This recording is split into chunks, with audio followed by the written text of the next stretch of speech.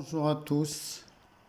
Nous allons donc commencer nos cours à distance et pour cela vous allez prendre votre livre de physique. Ça va vous permettre de suivre et de comprendre correctement votre leçon. Et nous allons reprendre là où on s'était arrêté en classe, à savoir le chapitre 3 du livre de l'atome à l'élément chimique. Pour nous, c'était le chapitre 2. Et nous allons directement commencer par la page 56, qui est un résumé de ce qui a été normalement vu en classe de troisième concernant l'atome, à savoir la composition de l'atome qui est composé d'un noyau, comme vous pouvez le voir sur le schéma, ou à gauche, entouré d'électrons. Bien. Donc, le noyau est composé de protons et de neutrons. Les protons sont chargés positivement, ils ont une charge électrique positive, alors que les neutrons ne sont pas chargés, ils n'ont pas de charge.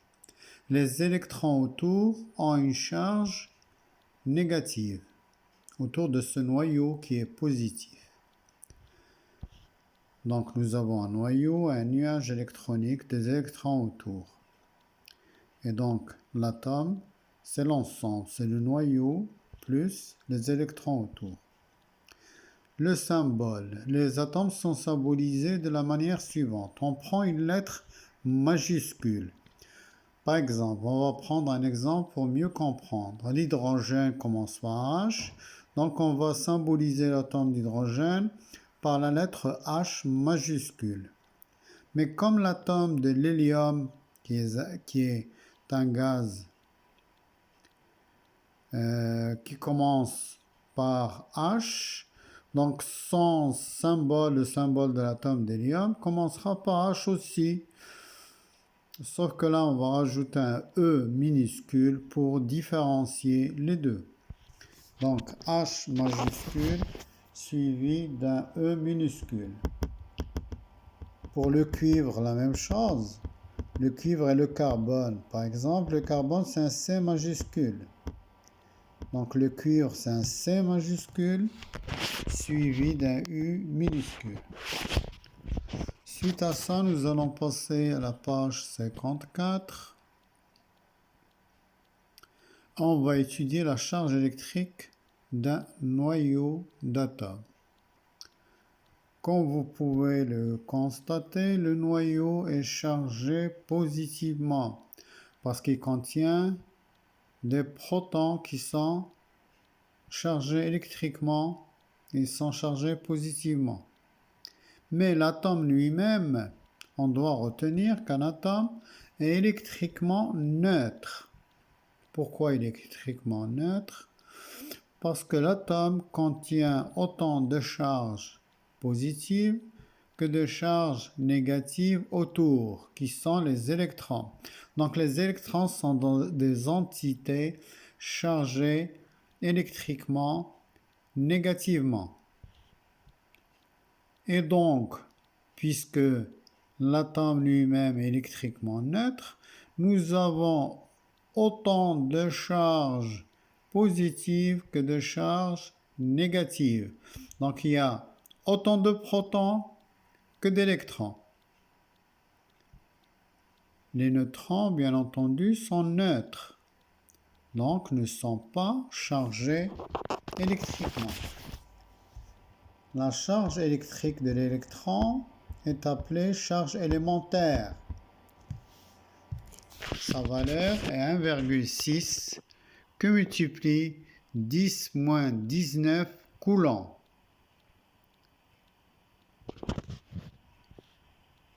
On va passer ensuite à la dimension, à la taille. La taille de l'atome. La taille de l'atome est 100 000 fois plus grande que la taille du noyau de cet atome. Donc si on prend le rayon de l'atome, il va être, c'est marqué, égal à 100 fois le rayon du noyau. Donc si on divise le rayon de l'atome par le rayon du noyau, on a la valeur de 100 000. Donc le rayon de l'atome est 100 000 fois le rayon du noyau. 100 000 ou 10 à la puissance 5 fois le rayon du noyau. Si le rayon de l'atome est de l'ordre de 10 moins 10 mètres, le rayon du noyau serait 10 moins 15 à la puissance moins 15 mètres, ce qui fait un rapport des deux, du rayon de l'atome par rapport au rayon du noyau, de 10 à la puissance 10 moins 10 sur 10 à la puissance moins 15, ce qui nous fait un rapport de 100 000 ou 10 à la puissance 5. Donc on doit retenir que l'atome est 100 000 fois plus grand que son noyau.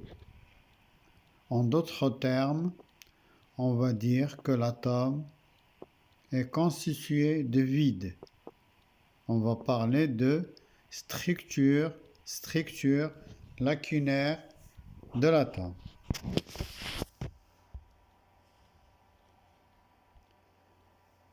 On va passer au paragraphe C, le noyau de l'atome, et on va parler de l'écriture conventionnelle de ce noyau.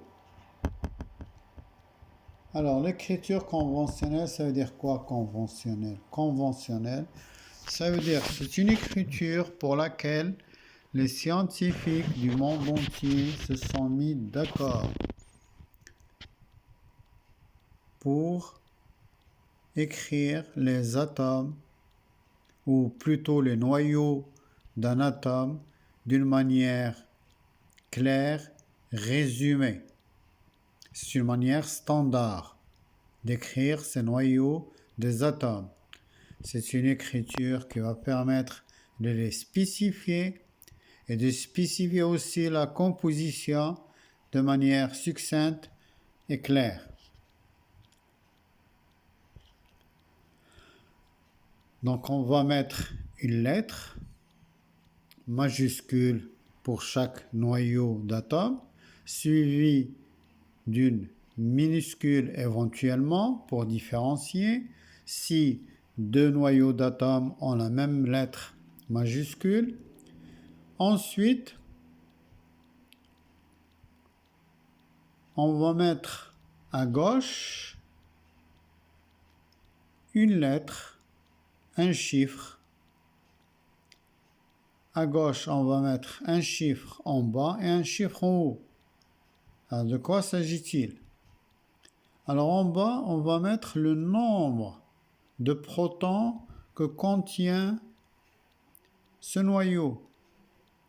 Et en haut, on va mettre le nombre de protons et de neutrons. Donc, le nombre de nucléons contenus dans ce noyau d'atomes. Alors pour mieux comprendre, vous voyez sur votre livre, on vous a donné un exemple. Le noyau d'un atome de cuivre de notation Cu 2963. Qu'est-ce que ça veut dire? Ça veut dire que c'est un noyau du cuivre, d'accord, Cu. On n'a pas mis uniquement C majuscule, parce que C majuscule correspond au carbone. Mais on a mis un Cu, cuivre. 29 serait le nombre de protons, 63 serait le nombre de nucléons. Ça veut dire le nombre de protons et de neutrons. Le nombre de protons, on va l'appeler Z. Et le nombre de nucléons, A. Remarquez aussi que Z est aussi le nombre de charges, car il représente les protons qui sont, on avait dit tout à l'heure, qui sont chargés positivement. Donc Z, c'est le nombre de charges. Alors que A représente le nombre des nucléons, on va parler de nombre de masse.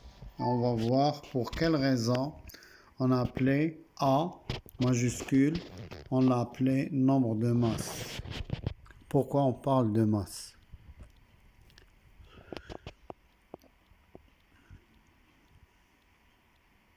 On sait que l'atome est constitué d'électrons et de nucléons. D'électrons et de nucléons, c'est-à-dire d'électrons et des protons, des neutrons. Ce sont des nucléons. Or, les électrons ont une masse très faible, très faible, tellement faible qu'elle est négligeable et considérée comme nulle par rapport à la masse des nucléons.